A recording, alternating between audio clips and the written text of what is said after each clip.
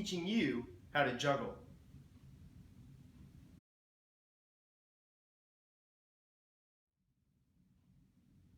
The first step is to decide what type of ball you'll be using.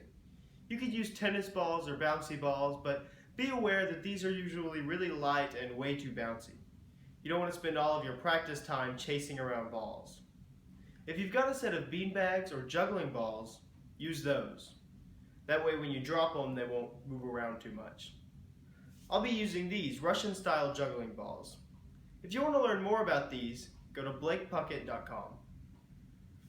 Now that you've got a set of balls to juggle, let's get started.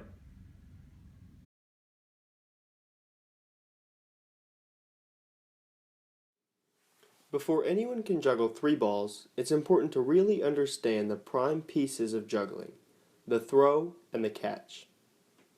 Stand so that your feet are shoulder width apart and your knees are slightly bent. This should be a comfortable and effective position. Next, lift your forearms, but keep your elbows close to your sides. Don't lift your entire arm when you make a throw. You won't have any control of where the ball is going. The force that propels the ball comes from your forearms, not your entire arms, not your wrists. Remember that. When you throw the ball, let your arm bring the ball from the outside of your body to the center of your body. When the ball reaches the center, it will be thrown back to the outside and caught with the other hand. Try to maintain this scooping action with each throw. When you catch the ball, your arm will naturally come to the outside of your body. Gently catch the ball and continue the scooping action back toward the center to throw the ball back to the other hand. If you watch my hands, they make small outward circles. As you throw the ball from hand to hand, try to maintain a consistent height. And try to throw the ball so that you aren't having to reach in or out to catch it. Also, remember to relax your shoulders. Keep your elbows in and use your forearms to create that scooping action that propels the ball. You're now well on your way to learning to juggle.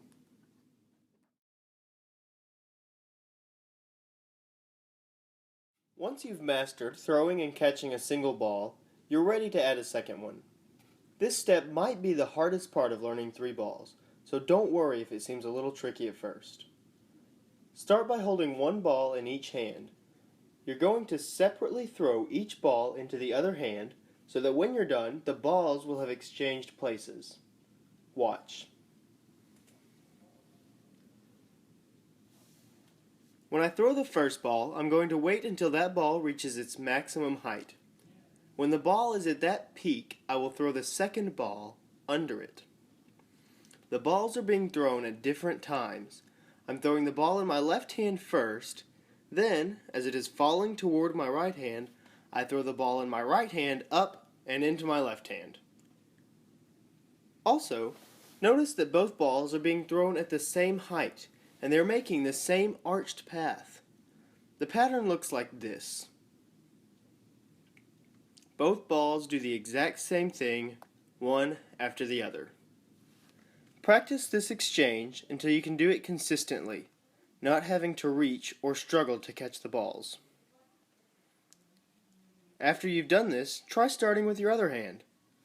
This is exactly the same. Just throw what used to be the second ball first, then throw what was the first ball underneath that. Practice this in both hands until you feel very comfortable with this pattern. If you can consistently do this with both hands, you'll be juggling 3 balls very soon.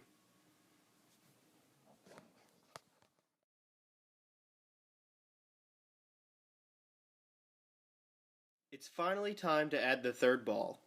Place this ball in your dominant hand. You should be holding 2 balls in one hand and 1 ball in the other. Watch how this works. I'm going to start by doing the same 2-ball exchange I was doing earlier. But this time, when the second ball is falling toward my hand, I'm going to throw the third ball underneath it. Watch again. As you'll notice, every single ball is doing the same thing. It's being thrown up and into the other hand, and as the ball is falling toward my hand, the ball in that hand is being thrown underneath. If you can continue this pattern of throwing each ball underneath the ball before it, you're juggling 3 balls. While you're practicing this, remember these things. Always stand with a good posture. That is, feet shoulder width apart, knees slightly bent, shoulders relaxed, and elbows in. When you throw a ball, let your arm make this scooping action toward the center of your body. When you catch, let the ball fall gently into your hand, then bring the ball back toward the center of your body to make the throw back. Remember that the path of each ball should make the same basic shape. No throws are going any higher or wider than the rest. And finally, practice. Practice a few minutes every day, and it shouldn't take you long to become very comfortable with this juggling pattern. Well, congratulations, that's it. You're now on your way to being a great 3-ball juggler. If you have any questions, you can find me at BlaykPuckett.com. I'll be happy to help in any way that I can. Thanks for watching, and good luck on your juggling journey.